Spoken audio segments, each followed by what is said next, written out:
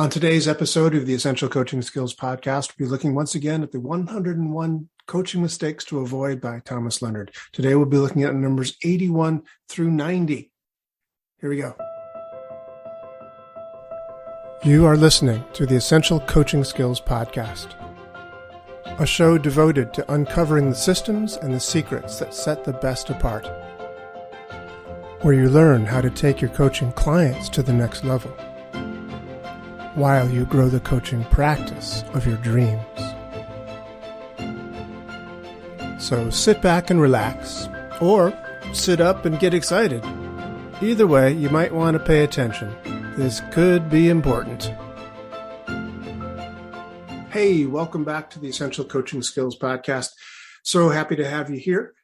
We're going to be looking once again at Thomas Leonard's 101 coaching mistakes to avoid. It's hard for me to believe we're almost to the end of these things.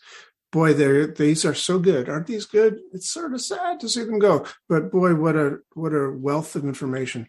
Always still makes me a little choked up to think how much we lost when we lost Thomas. But boy, what we gained when he was here. So cool. Anyway, let's get right to it. The first one of the bunch we're looking at today, number 81, is multitasking while coaching.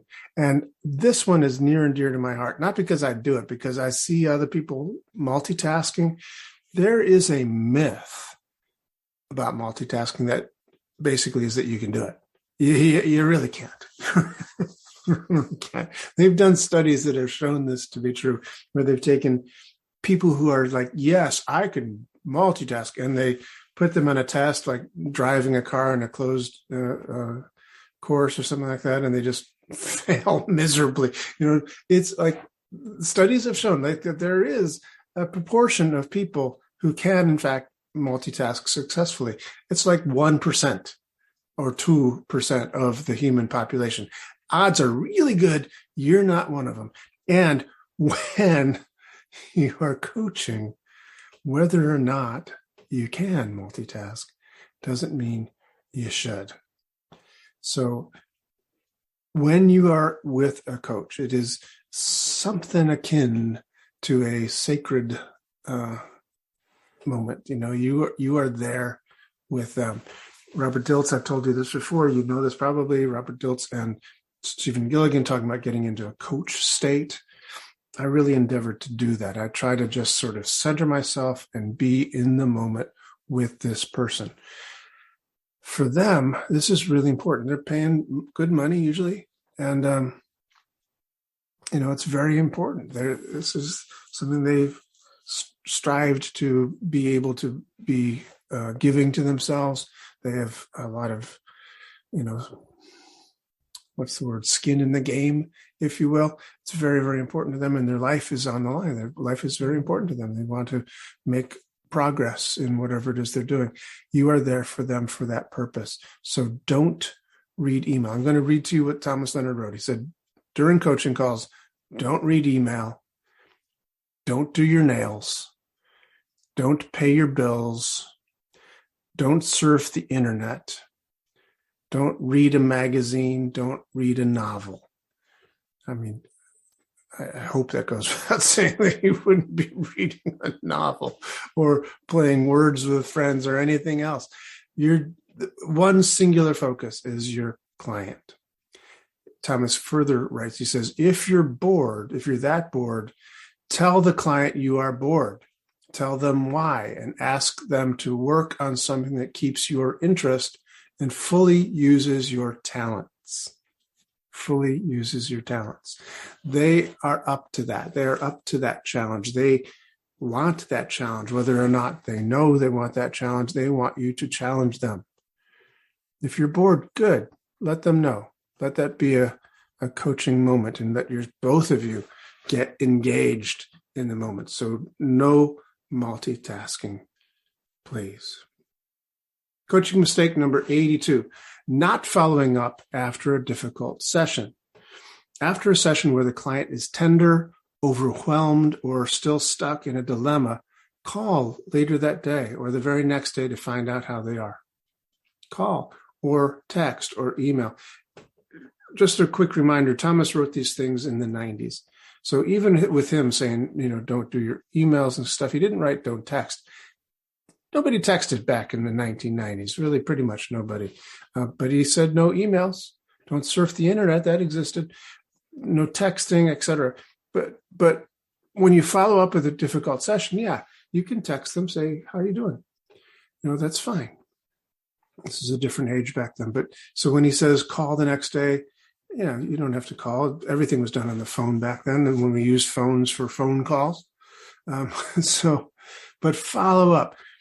Just ask how they are. Don't try to coach. Just show that you care. Empathize. Listen quietly. Hear. There's no need to coach, remind, or reinforce. Just be that sounding board. That's what Thomas writes. I think that's some of the best advice ever. It really is important. And it doesn't take long at all. It doesn't take long at all.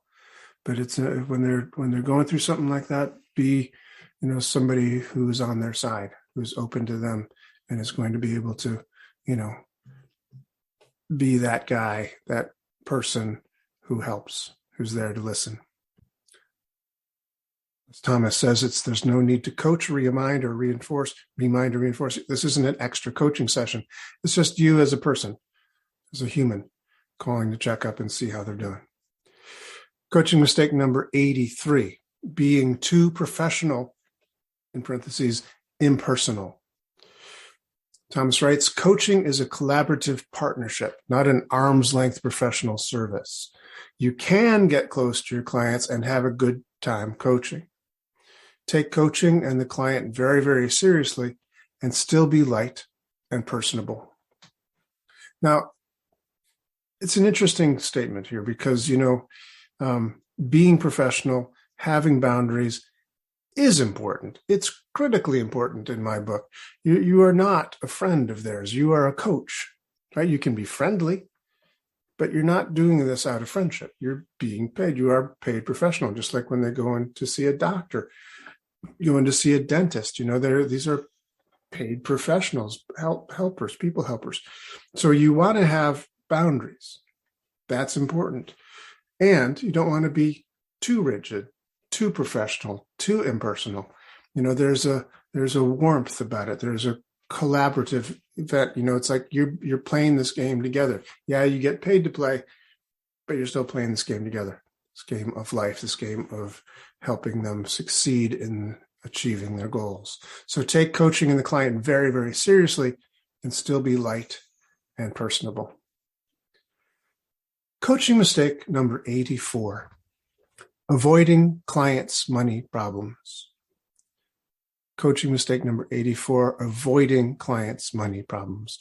Money problems come in several forms: overspending, late paying bills, no or inadequate reserves, inadequate or fluctuating revenue.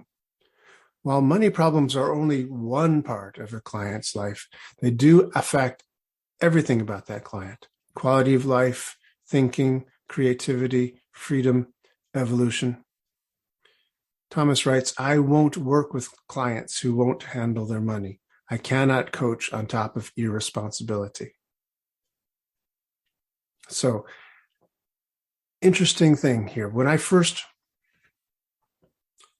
read this, many years ago when I first read this, I thought it said you should avoid clients' money problems. You should avoid the client's money problems. That's not what it says. It's a mistake to be avoiding their money problems. In other words, don't avoid their money problems. Tackle their money problems. And if they have too much money problems, then say, I think you'd be better off with another coach, or come back to me when you're ready, sort of thing. I remember a story where I think it was Tony Robbins told the story when he was a young guy. And he went to Jim Rohn. I'm pretty sure this is correct. Went to Jim Rohn to wanted to take his seminars. He couldn't afford his seminars; they're very expensive, and especially for like a 17-year-old kid or however old Tony was at the time. And he went to Jim and said, "Is there anything I can do? Can I work for you? Can I do anything like that?" And he said, Jim Rohn said, "No. Come back when you can afford it." So That was pretty much it. But Tony was determined to do it. So he went out and raised the money, made it happen. So there are times when this is what you want to do. You don't want to avoid your clients' money problems, but you want to help them figure them out. What's the problem here? Why don't you have money? Why are you paying bills on late? Why are you overspending? Let's stop that. Get a curb on that. Get a handle on that. Let's tackle this issue. It can reflect a lot of issues for a person. Money issues are symbolic of a lot of things, or their feelings of self-worth, etc.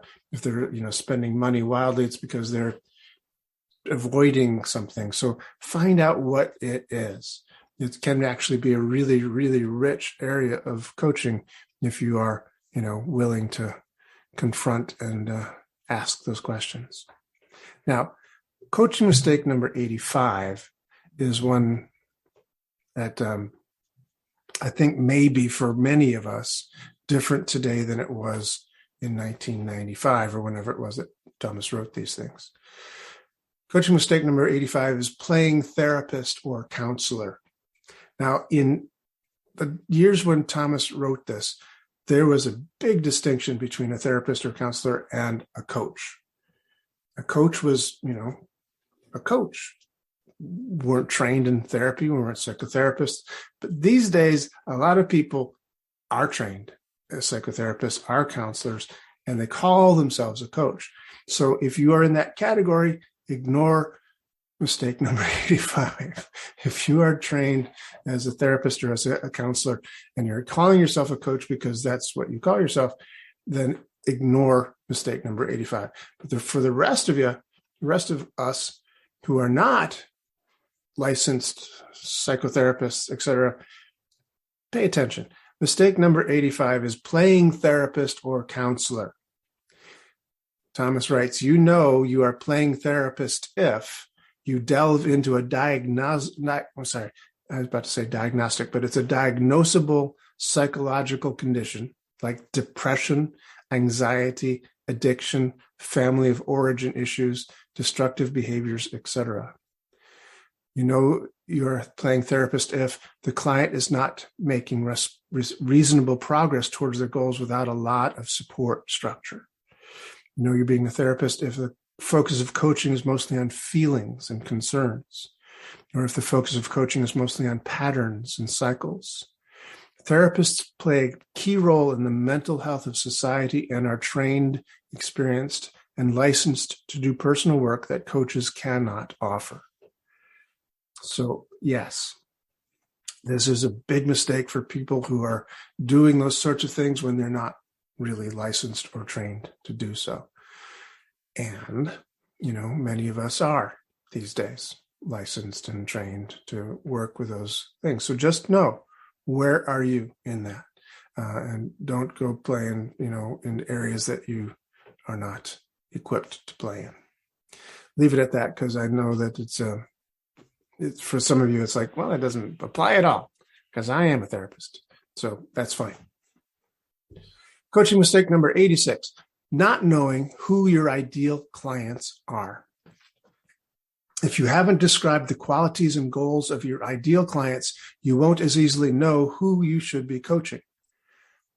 True, it's good to coach anyone you feel you can help, but it's also very important to know exactly who you most want to coach so that you can spot them in a crowd, inform your network who you are looking for, and then attract them more easily. There's a really good exercise to do, which is to sit down and write down in a pad of paper or on your computer, if you want, a description of who it is that you want to be coaching. Who is your main ideal coach, right? And you can use the different demographical markers, a person who's, let's say, 25 to 35, college educated, a certain amount of money, certain, gender, whatever, figure out who it is that you feel you could help the most. A couple of weeks ago, we had on here as a guest speaker, Christina Tarantola, whose name is probably not Tarantola anymore. Fontana, I believe. But she coaches empathic women entrepreneurs. That's pretty specific. It's a pretty specific niche. So know who your ideal clients are.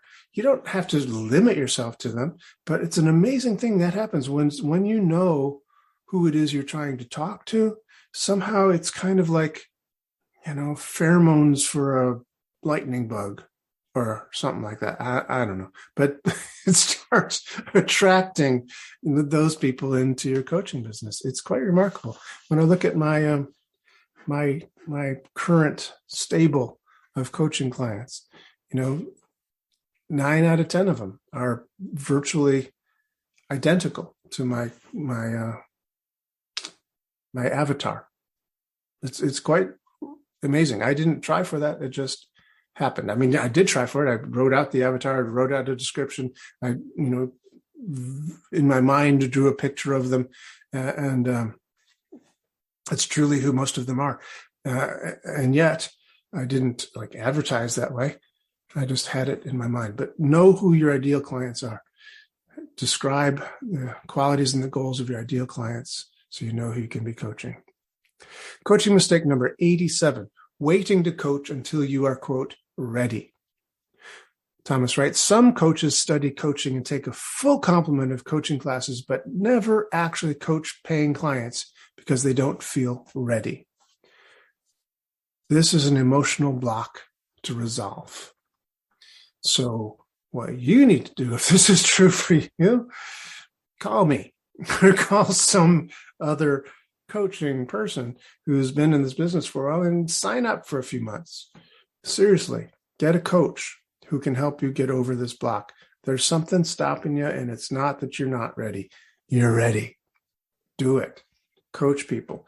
Because you know what? You will attract people who need you. If you put yourself out there, say, I'm open, if you write up that avatar sketch, you get the pheromones for the lightning bugs starting to emanate through the universe, you will attract the people who are right for you. You're not going to attract the people who aren't. Don't worry about it. Let's put it out there and make sure that you start coaching.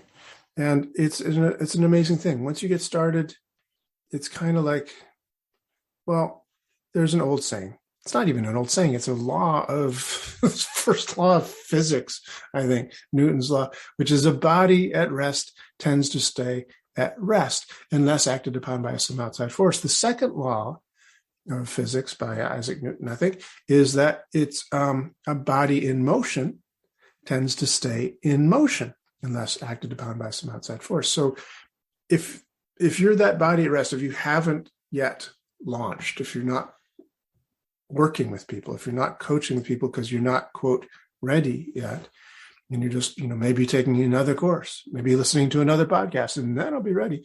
Okay, this is that podcast. You're ready now. Go.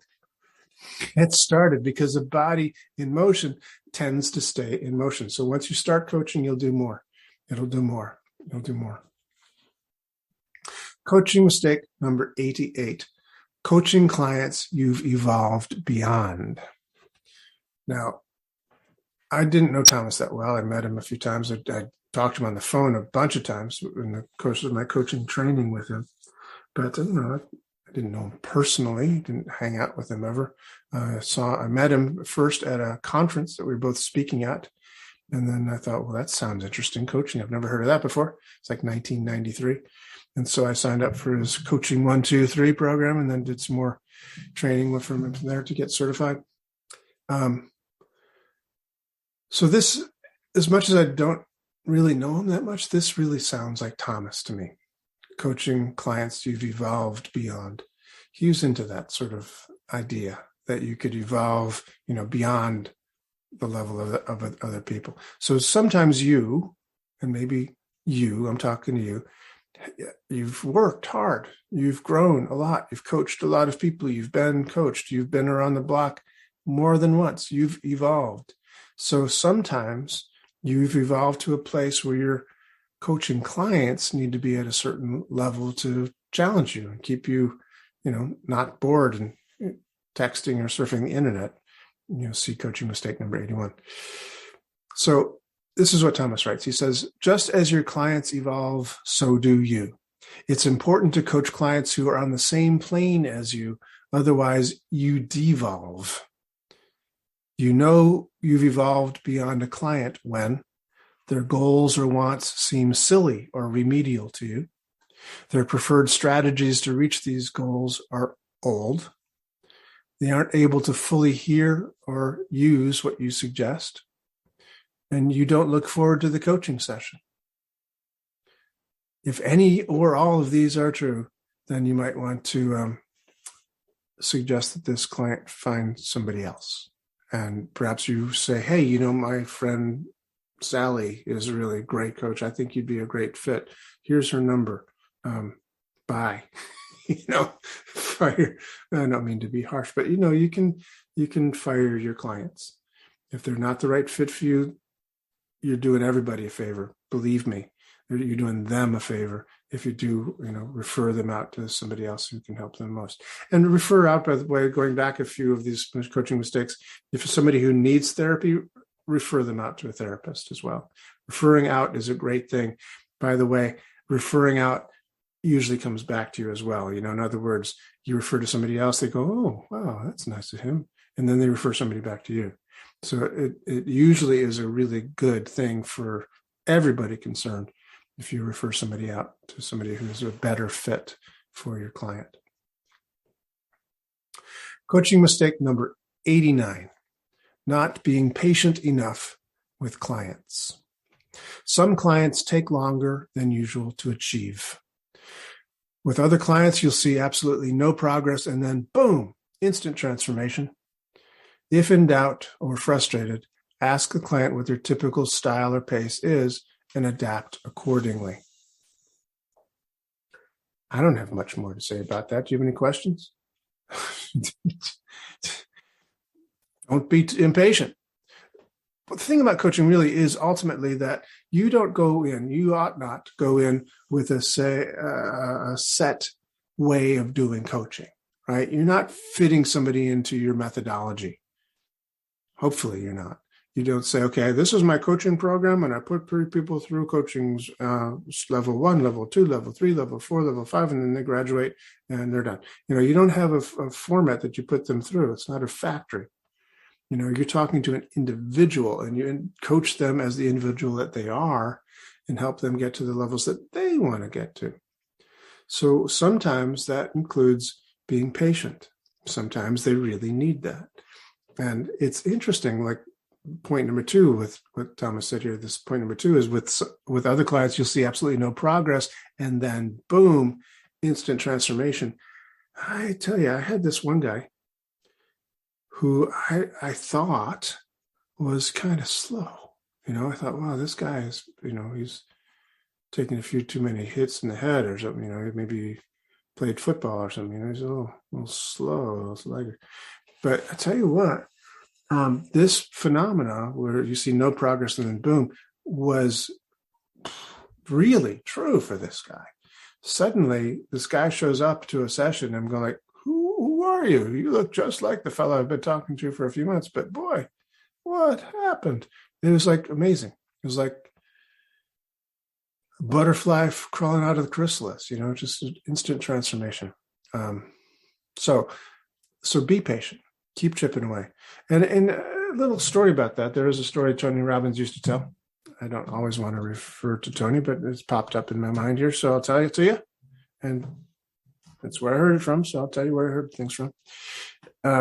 He told a story about a fella who was a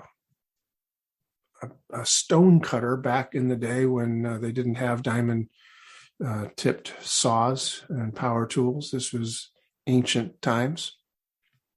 And there's rock quarries in Italy sort of thing where they created these big marble blocks where Michelangelo could carve David or Pietà or whatever. So they're down in these quarries, and the way they did it then, according to the story, at least, is they would have these kind of wedges, and they would draw a line down this block of marble, and then they'd put this wedge, this triangular shaped stone, against this line it up, and then hit it with a hammer.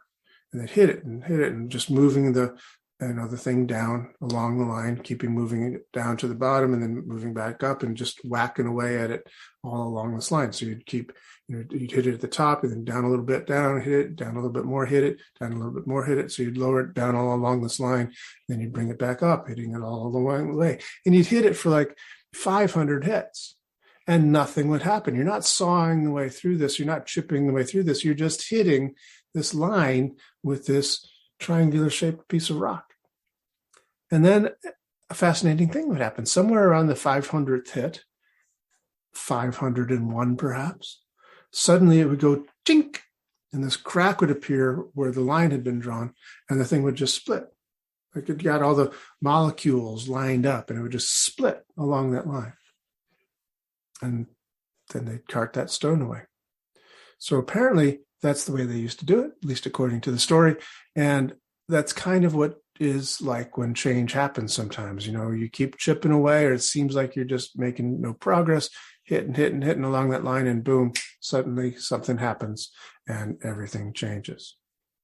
And finally, for today, the last coaching mistake we'll be looking at today, coaching mistake number 90, is not clearly laying out the ground rules. Now, this is evidence that Thomas did not write these in an order in sequence. Because if he had, this would probably be coaching mistake number 1. Because, you want to lay down the ground rules from the beginning. So coaching mistake number 90, not clearly laying out the ground rules, should have maybe been put up towards the front. But nevertheless, here it is. Let's look at it. Thomas Leonard writes this. He says, new clients deserve to know who you are, how you coach, what you require or expect of them. Yeah, I know. That's why it should be number 1. Okay, getting back. Ground rules include things like how quickly clients need to make important changes, how clients utilize you during their coaching sessions, how open clients need to be to fresh approaches, how honest the client is expected to be at all times. Share the ground rules before starting with clients and give them examples of okay or not okay. Remind clients of their agreement if needed. Remind clients of their agreement if needed. I have found that it's really good to put this stuff in writing. It's a really good idea to put this stuff in writing and, email it to them, whatever, have them read it, have them sign it, have them send you a copy back, put it in writing so they know exactly what the ground rules are, and have, your first discovery session or your second discovery session, perhaps, clearly laying these things out. There should be no surprises. That this is a serious thing that you're doing. Coaching is work. Coaching is serious work. It's not just having a chat or a conversation. We're working to help this person evolve. Yes, as some of the other mistakes to avoid have alluded to, people can evolve faster than others. People change sometimes, don't change right away, and then suddenly, boom, there they go. But it's still going to be work. You are working together. You're playing together, but it's hard play. Just as a quick story for you. One of the first times, my first guest ever on this series of coaching essential coaching skills podcast, my first guest ever, as you might remember, or you can look back, was Coach Dave Buck. Coach Dave Buck was a good friend and confidant and kind of the heir apparent, if you will, to Thomas Leonard. Inherited, I think, a good deal of the properties of Coach University when Thomas died. And I had lunch with him one time. And I remember talking to him, and he told me that when he was maybe 30, in his 30s, he saw this advertisement for, he was a soccer player. He was an amateur soccer player. And he wanted to get better at playing soccer. He thought, I should go to like some summer camp or something and just, really learn how to play.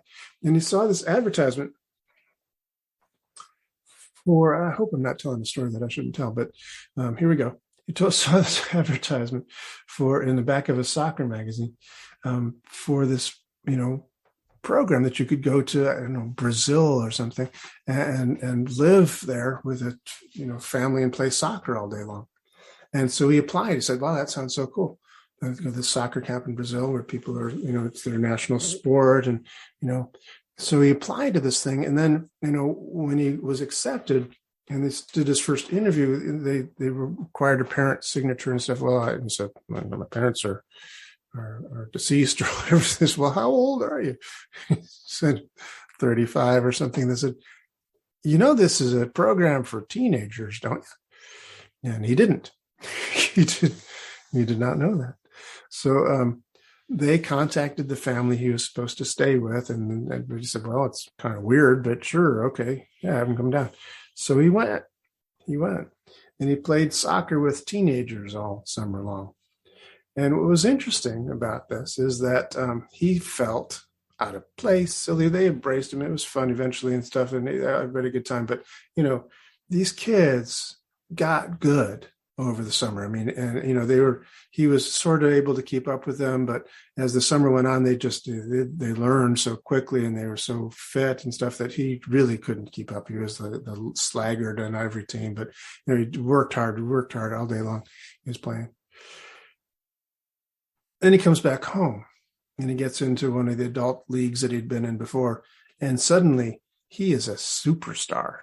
He is like the best guy in the league. He is just outstandingly good. And you're probably wondering why I'm telling you this story. And I don't really know. It occurred to me when I was reading this, this mistake number 90. It came up, so I thought I'd tell you. That story.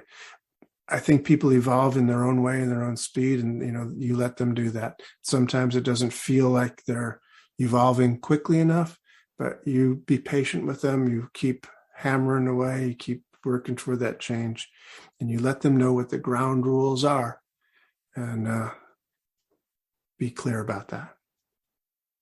So that's it for today. So we will have one more installment of these 101 coaching mistakes to avoid. If this was a normal week, we'd go from 91 to 100 next time, but we won't. We'll go from 91 to 101 because there is that, kind of baker's dozen, that extra one. These amps go to 11, right? So we're going to go to coaching mistakes 101 next time we meet about these. Thank you so much for being here. Hope to see you soon. Bye. This has been the Essential Coaching Skills Podcast. Thank you for being here. It's a pleasure seeing you again. Hope to see you again real soon. Come back next week when we have another gripping and exciting episode of the Essential Coaching Skills Podcast. And if you want to, you can find out more about us, each and every one of us, at essentialcoachingskills.com. Thanks.